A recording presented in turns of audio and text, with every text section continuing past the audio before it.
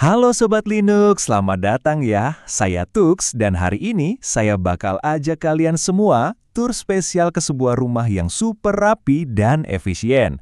Rumah apa itu? Ya, rumah yang ada di dalam sistem Linux kalian.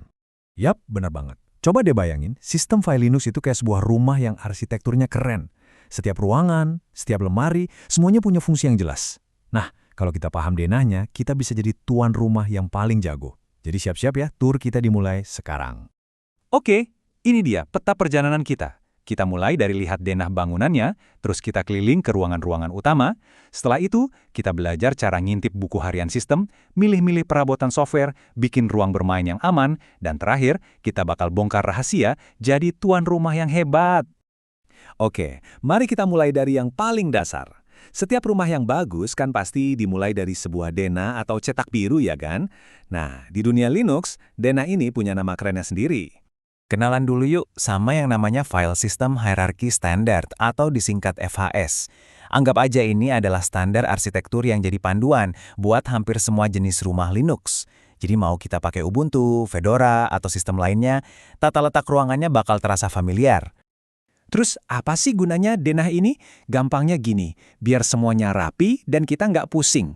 Bayangin aja kalau setiap kita beli barang baru, kita bingung mau taruh di mana. Nah, FHS ini memastikan kita selalu tahu di mana harus naruh file dan di mana carinya lagi. Efisien banget! Nah, karena kita udah pegang denahnya, sekarang waktunya kita masuk dan lihat-lihat isi rumahnya. Yuk, kita mulai tur ke ruangan-ruangan utamanya ya. Setiap rumah itu pasti berdiri di atas fondasi yang kokoh. Di Linux, fondasi itu kita sebut directory root, yang simbolnya cuma garis miring, slash. Ini adalah titik nol, titik awal dari segalanya. Semua ruangan atau directory lain yang akan kita lihat nanti, semuanya nyambung ke fondasi ini. Rumah mana sih yang nggak punya gudang perkakas? Di Linux, kita malah punya dua. Anggap aja /bin itu isinya perkakas umum yang bisa dipakai sama semua penghuni rumah.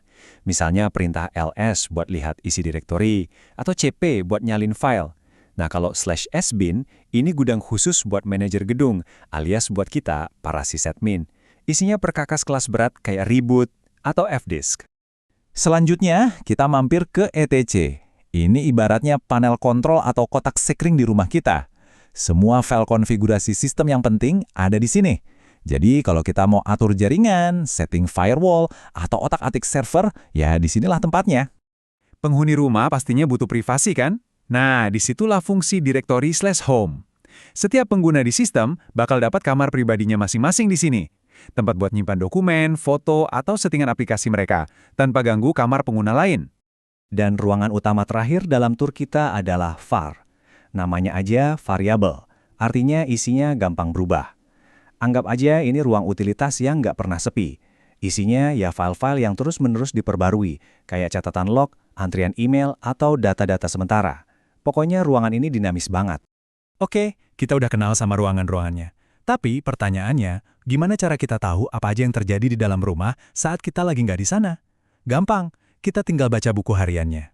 Ini pertanyaan penting loh. Jangan-jangan ada yang coba-coba buka pintu tanpa izin? Atau mungkin ada suara aneh dari dapur sistem? Di Linux, kita nggak perlu main tebak-tebakan. Jawabannya ada di var log. Disinilah semua catatan harian resmi dari rumah Linux kita disimpan. Setiap kejadian penting, pesan error, atau aktivitas mencurigakan, semuanya dicatat rapi di sini. Ini senjata andalan sysadmin buat cari tahu masalah. Di dalam var log ini ada beberapa buku catatan penting. Contohnya aus.log. Ini kayak buku tamu yang nyatet siapa aja yang coba masuk. Terus ada kern.log. Ini isinya pesan langsung dari jantung sistem kita, yaitu kernel. Dan ada juga syslog, yang isinya catatan umum dari berbagai aktivitas di rumah kita. Tentu, mengelola buku harian ini juga ada caranya. Pertama, kita perlu rotasi, alias mengarsipkan catatan lama biar nggak menu-menuhin tempat. Kedua, kita amankan dengan izin akses yang ketat, soalnya isinya bisa jadi rahasia. Dan ketiga, kalau rumah kita banyak, kita bisa pusatkan semua catatannya ke satu tempat biar gampang dianalisis. Oke, rumah kita udah jadi. Kita juga udah tahu cara ngawasinnya. Sekarang, saatnya mengisi rumah dengan perabotan. Maksudnya, software tambahan yang nggak termasuk dalam bawaan sistem. Nah, ada dua tempat utama buat perabotan ini. Anggap aja USR lokal itu buat perabotan yang kita rakit sendiri. Maksudnya, software yang kita kompilasi dari source code-nya. Kita jadi tukangnya. Di sisi lain, opt itu buat perabotan beli jadi, alias software dari pihak ketiga yang datang dalam satu paket utuh, tinggal pakai. Paham bedanya? Ini bikin rumah kita jadi lebih rapi. Sobat Linux, kadang kita kan pengen coba aplikasi atau mainan baru, tapi takut bikin seisi rumah jadi berantakan. Tenang, ada caranya kok buat bikin ruang bermain yang aman dan terisolasi. Kenalin nih, perintah Chirut. Singkatnya, perintah ini bisa bikin semacam penjara atau lingkungan terisolasi buat sebuah aplikasi. Kedengarannya serem, tapi penjara ini justru fitur keamanan yang canggih. Program yang jalan di dalamnya nggak akan bisa lihat atau ngacak-ngacak file di luar ruangan yang udah kita siapin. Analogi ruang bermain ini berguna banget buat dua hal. Pertama, buat pengujian. Kita bisa coba software baru di dalam Chirut tanpa takut merusak sistem utama. Kalau ada apa-apa ya tinggal hapus aja ruang bermainnya, beres. Kedua, buat keamanan. Kita bisa jalankan server di dalam ruang bermain ini, jadi kalaupun ada yang berhasil ngehack, mereka cuma terkurung di situ aja. Wah, nggak kerasa ya, tur kita udah hampir selesai. Sebelum bubar, yuk kita rangkum poin-poin penting hari ini, biar kita semua bisa jadi tuan rumah yang paling hebat di dunia Linux.